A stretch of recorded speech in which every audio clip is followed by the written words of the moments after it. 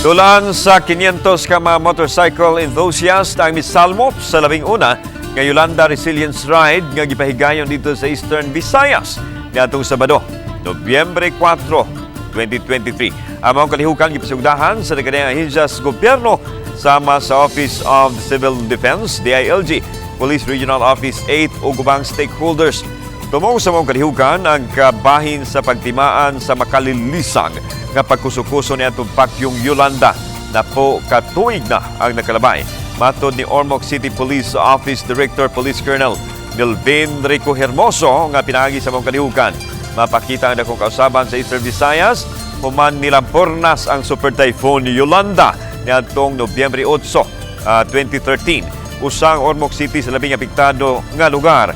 Gisugdan ang Resilience Ride sa Tacloban padung sa Ormoc City, Baybay, Abuyog o gitapos pabalik sa Tacloban City Convention Center. Kita yung changes from the aftermath of the Yolanda nangyari na. So, drastic change, especially dito sa area natin sa Ormoc. So,